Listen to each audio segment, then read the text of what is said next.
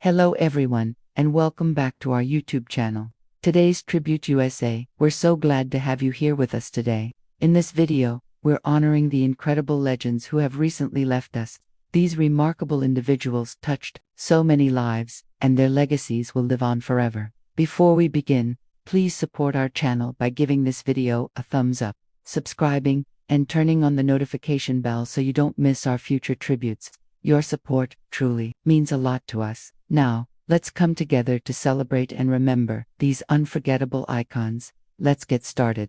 Veronica Echegui, born June 16, 1983, in Madrid, Spain, was a gifted actress whose career carried a rare mix of intensity, vulnerability, and magnetic screen presence. From a young age, she gravitated toward the arts, finding expression and freedom in performance. Though she studied psychology at first, her passion for storytelling led her to acting, and she pursued it with dedication, training at Cristina Roda's acting school in Madrid, where many of Spain's finest talents were shaped. Her breakout moment came in 2006 with the film Yo soy la Juani, My Name is Juani, directed by Vegas Luna. Veronica's performance as a fiery young woman searching for her identity and independence resonated deeply, earning her a Goya Award nomination for Best New Actress and introducing her as a fearless new star in Spanish cinema. With that role, she was hailed as the Spanish Penélope Cruz, though in truth, she was carving out her own unique identity. In the years that followed, she built a career defined by versatility and bold choices. She starred in acclaimed films such as Katmandu, Un espejo en el cielo, 6 puntos sobre Emma, and Don't Be Afraid, proving her ability to embody characters full of depth and emotional complexity. Whether portraying resilience, heartbreak, or defiance, Veronica brought a raw honesty to her roles that captivated audiences and critics alike. Television also opened doors for her internationally. She appeared in series such as Fortitude and Netflix's The Neighbor, reaching viewers far beyond Spain. Each performance revealed her charisma and commitment, her ability to transform and elevate every character she touched. She became known not just as an actress but as an artist, unafraid to take risks, to push boundaries, and to embrace challenging, unconventional projects. Her work was recognized with numerous awards and nominations, including the prestigious Goya Award for Best Supporting Actress in 2021 for Exploda Exploda. She was celebrated as one of the brightest lights of contemporary Spanish cinema. Admired for her dedication and authenticity, Veronica Echegui passed away in 2025, at the age of 42, leaving fans and colleagues heartbroken. Her death marked the loss of a rare voice in cinema, one that combined beauty, talent, and courage in equal measure. Yet her legacy endures through the unforgettable characters she created and the stories she helped bring to life. In the end, Veronica's journey was not just about acting, but about truth, about showing the world what it means to be human in all its light and darkness. She will be remembered as a pioneer of her generation, a woman who gave her heart to her art, and a legend of Spanish cinema whose spirit will never fade. Tristan Rogers, born June 3, 1946, in Melbourne, Australia, became one of the most recognizable and enduring stars in the world of daytime television. He began his career with small roles in Australia before moving to the United States in pursuit of bigger opportunities. It was in the early 1980s that he found his defining role, Robert Scorpio, on the long-running soap opera General Hospital. First appearing in 1980, Rogers quickly became a fan favorite. As Scorpio, a suave Australian spy turned Port Charles Police Commissioner, he embodied charm, wit, and determination. His chemistry with co-stars like Finola Hughes, Anna Devane, and Emma Sam's Holly Sutton made him part of some of the show's most unforgettable storylines. Viewers were captivated as he navigated romance, intrigue, and danger with effortless charisma. For many fans, Robert Scorpio wasn't just a soap character, he was an icon of the genre. Rogers' work wasn't limited to General Hospital. He brought the same intensity and craft to other soaps, including The Young and the Restless and The Bold and the Beautiful, proving his versatility and drawing in audiences wherever he appeared. Beyond soaps, he lent his voice to animated projects like the beloved series The Rescuers Down Under, showcasing his broad range as a performer. What made Rogers truly special was his ability to balance the melodrama of daytime television with sincerity. His performances carried weight and heart, elevating storylines into emotional journeys. Fans admired not only his talent but also his dedication. Even after decades in the business, he continued to bring depth and energy to his roles. Tristan Rogers passed away in 2025, at the age of 79. The soap opera community mourned deeply, with co-stars, producers, and fans alike remembering him as a cornerstone of daytime drama. His portrayal of Robert Scorpio left an indelible mark, shaping General Hospital into the cultural phenomenon it became and inspiring generations of soap actors to follow. As the curtain falls on his remarkable career, Tristan Rogers is remembered. As more than a soap actor, he was a storyteller who made millions feel connected to the lives unfolding on screen. His legacy endures in the history of daytime television, and his presence will forever live on in the hearts of fans. A legend of the soap world, Tristan Rogers gave his all to the craft, and the world is richer for it. Terrence Stamp, born July 22, 1938, in Stepney, London, England, rose from humble beginnings in East London to become one of the most distinctive and commanding actors of his generation. With his striking looks, hypnotic voice, and magnetic screen presence, Stamp carved out a career that spanned over 6 decades, marked by bold choices and unforgettable performances. He first broke through in 1962 with Billy Budd, his film debut, which immediately earned him an Academy Award nomination for Best Supporting Actor. From the very beginning, Stamp carried an aura of intensity that captivated audiences. In the 1960s, he became a leading figure of the British New Wave, starring in films such as The Collector 1965 and Far from the Madding Crowd 1967.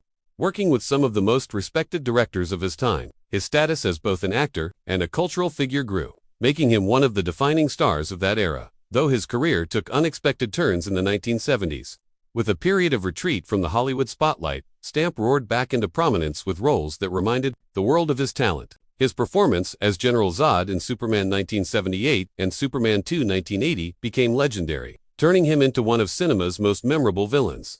With a simple yet powerful command, "Kneel before Zod," he secured his place in pop culture history. In the 1990s, he embraced a new wave of acclaim with roles that showcased his versatility. He played the flamboyant and heartfelt drag queen Bernadette in The Adventures of Priscilla, Queen of the Desert, 1994, earning widespread praise and cementing his reputation as an actor unafraid to take risks. Later roles in films like The Limey 1999, where his haunting performance as a vengeful father earned critical acclaim, proved his ability to reinvent himself for each generation of moviegoers. Terrence Stamp passed away in 2025, at the age of 86. His death marked the end of an era for British cinema and Hollywood alike. Colleagues and fans remembered him as a performer who embodied elegance, daring, and authenticity. His career, filled with both commercial blockbusters and artful indies, demonstrated a fearless commitment to storytelling. As we remember Terrence Stamp, we celebrate not just an actor but a true legend of film.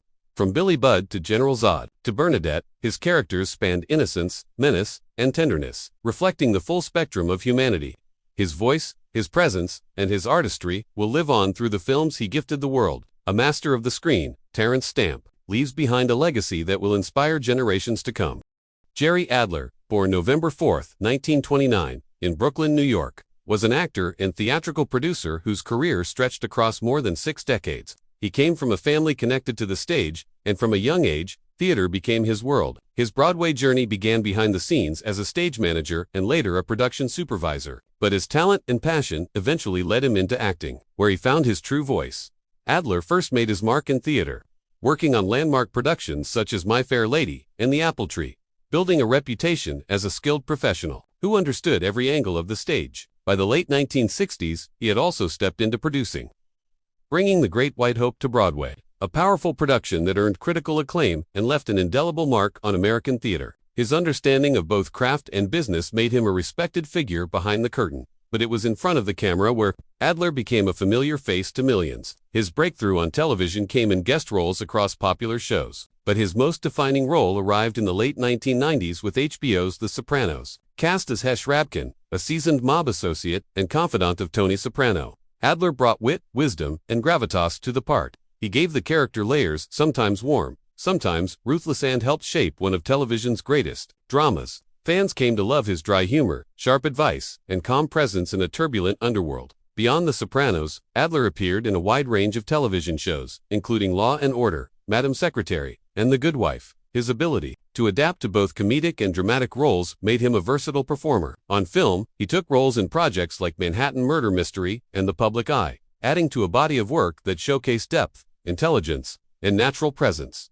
Jerry Adler passed away in 2025 at the age of 95, leaving behind a legacy of dedication to the arts. He was one of those rare figures who moved seamlessly from backstage to center stage, from Broadway lights to television screens, always carrying with him professionalism, humor, and heart. His life was a celebration of storytelling, and his characters will live on as part of cultural memory.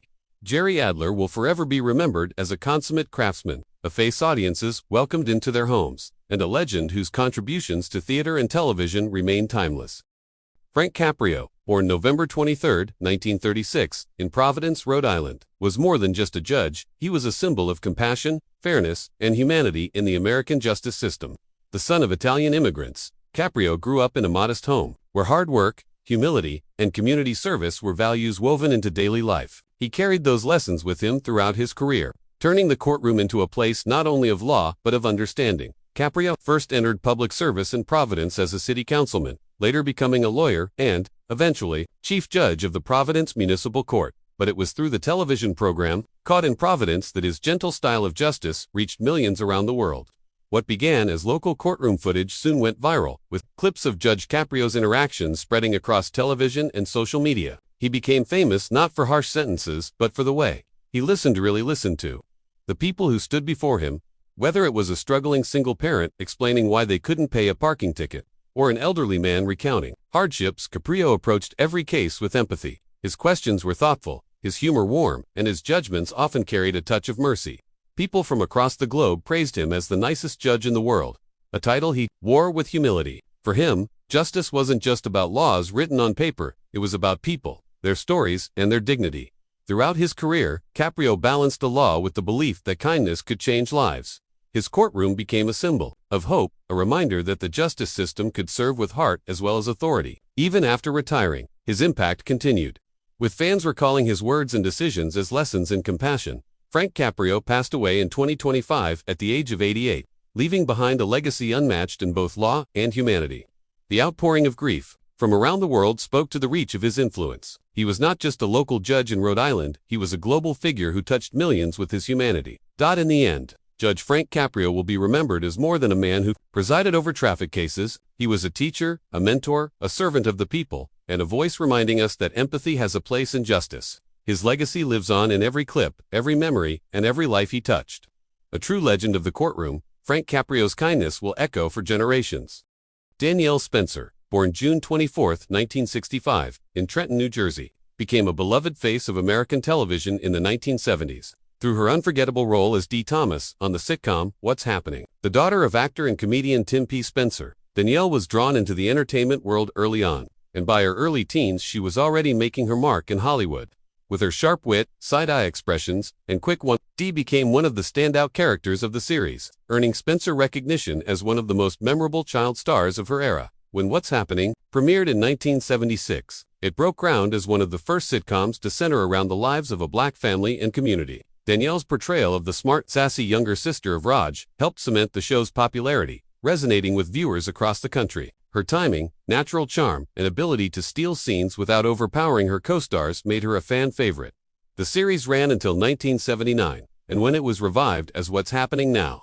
In the mid-1980s, Danielle reprised her role, further solidifying her place in television history. Despite her early fame, Spencer chose a different path after her acting career. She pursued higher education, studying veterinary medicine and graduating from Tuskegee University, later building a respected career as a veterinarian in California. While she occasionally returned to the spotlight for reunions or interviews, her focus on caring for animals showed another dimension of her character: compassion, dedication, and humility. Danielle Spencer faced significant health challenges in her life, including a serious car accident in her youth and later struggles with spinal issues. Yet she carried herself with resilience and grace. Her story became one of not only child stardom but also perseverance and reinvention. She passed away in 2025, at the age of 60, leaving behind a legacy that spanned both entertainment and service. Fans, colleagues, and those who grew up watching her remembered her not just as Dee, the quick-tongued little sister, but as a woman who lived with strength, kindness, and quiet impact. Danielle Spencer will forever remain a cherished figure in television history. Her role in What's Happening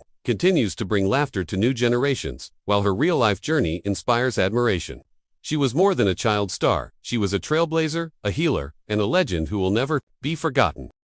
Bobby Whitlock, born March 18, 1948, in Memphis, Tennessee, was one of the true soul voices and keyboards of rock history.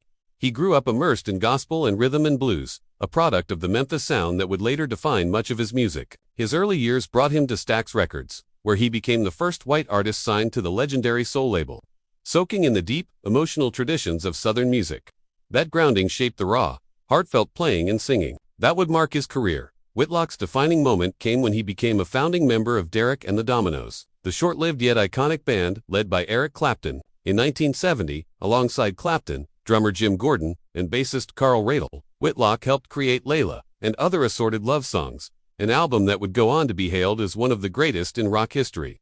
His organ playing, gospel harmonies, and songwriting contributions were central to its emotional depth. Songs like Bell Bottom Blues and the legendary Layla carried his fingerprints, and his voice blended with Clapton's to create one of the most unforgettable sounds in rock. Although Derek and the Dominoes dissolved after just one studio album, Whitlock's work ensured the group's permanent place in music lore. His chemistry with Clapton was undeniable, and his soulful approach gave the project a spiritual core. Beyond the Dominoes, Whitlock pursued a solo career, releasing records through the 1970s and beyond that showcased his passion for blues, rock, and gospel traditions. While he never achieved the same mainstream fame as some of his contemporaries, he maintained a devoted following who recognized his artistry. In later years, Whitlock continued to perform and record, often with his wife, Coco Carmel, sharing his music with audiences who understood they were hearing a man deeply connected to the roots of rock and soul. He remained proud of his legacy, speaking openly about the joys and struggles of a life in music, and keeping alive the spirit of that golden era. Bobby Whitlock passed away in 2025, at the age of 77. His death marked the loss of another direct link to one of rock's most legendary bands, but his voice and his playing live on in every note of Layla and Other Assorted Love Songs. Fans and fellow musicians remembered him as a man who poured every ounce of his heart into his craft. Bobby Whitlock's story is one of pure soul, grit, and authenticity. From the streets of Memphis to the heights of rock history, he left a mark that will never fade. His music remains timeless, a reminder of a legend who helped define what it means to play from the heart.